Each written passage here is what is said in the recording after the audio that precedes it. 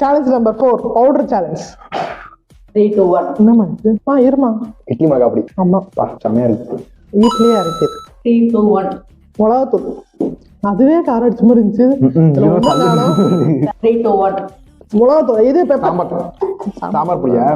என்னம்மா சீரகத்தூள். சீரகத்தூள் தான். Okay. Okay okay. 3, 2, 1. Pepper pepper pepper pepper. 3, 2, 1. மாங்காய் பவுடர், மாங்காய் தூள். அண்ணா தரகாத.